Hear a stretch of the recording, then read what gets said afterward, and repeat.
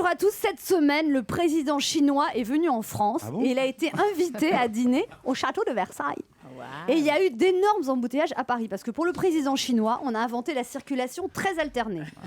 Une voiture sur 1 million a eu le droit de rouler la sienne.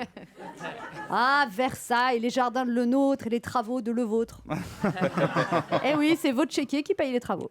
Alors, Xi Jinping aurait signé... Comment tu l'as dit? C'était trop vite là. On dirait une sonnerie de portable. Xi Jinping Vous avez un message. aurait signé 18 milliards d'euros de contrats. Donc à Versailles, on lui a servi 18 plats. C'est sûr qu'un gros client comme ça, tu veux pas lui dire « Hey, Jinping,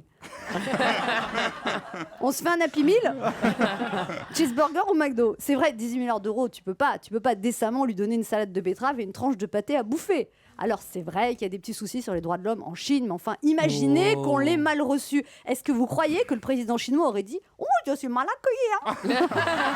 Donc je vais libérer des prisonniers politiques ?» Pendant... Chinois du Nord, c'est un Chinois du Nord. J'avais vraiment oublié à quel point on était à fond sur Je les fais accents. tous les accents, je suis très polyvalente. Pendant ce repas fastueux à Versailles, on a fait boire le président chinois, on a servi du Dom Pérignon 88, un bâtard Montrachet 2009, du domaine Fontaine Gagnard, un château Pontet-Canet 2008, un château Aubryon 2006, un Riesling Vendange tardive 2002, comme dit le proverbe que j'ai inventé, quand président chinois bourré, président chinois achète tout ce que vous voulez. Sauf qu'au final, quand on va regarder la balance commerciale, c'est nous qui aurons, comme d'habitude, la gueule de bois. Alors, on lui a servi 18 plats et je suis sûre que vous voulez savoir ce que Xi Jinping a mangé. Je vous le dis quand même. Légumes du potager du roi en croûte de sel, cuisses de grenouille, sauce à l'oseille, pâté chaud de pintade truffé, ravioles de langoustine, primeurs cuites et crues, dorades, caviar, betterave, morilles, gnocchi fondant, soles de petits bateaux en épais filets, turbo de ligne à la truffe noire, homard topinambour, pigeonneau, céleri cacahuète, riz de veau, sel d'agneau, vacherin exotique, millefeuille vanille, j'ai envie de gerber. Citrate de bétaïne. Moi qui suis au régime depuis 2 mois, mais rien que de dire ça, je prends 2 kilos. Attendez, là c'est pas 800 calories par jour, c'est 800 calories par plat. Encore 1 ou 2 dîners comme ça et j'en connais un qui pourra dire le tas c'est moi. Non, en plus, je veux dire, ils auraient pu profiter du menu pour faire passer discrètement un message politique en rajoutant des plats. Contrat juteux et sa sauce tibétaine. Fricassé de prisonniers politiques et son petit farcier des droits de l'homme.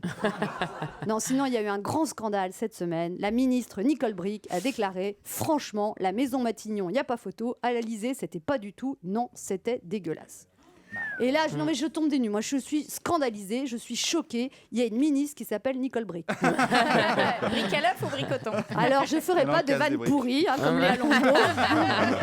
Comme Bricq, forcément, elle s'est fondue dans le mur. Ou Nicole, elle casse rien. Rappelons qu'elle est ministre du Commerce extérieur et que notre gastronomie s'exporte dans le monde entier. C'est dégueulasse, mais quelle élégance, quel raffinement dans le langage. Alors, je me suis dit, mais quel était donc ce repas dégueulasse?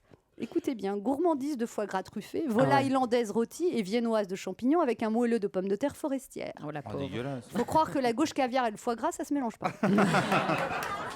Allez,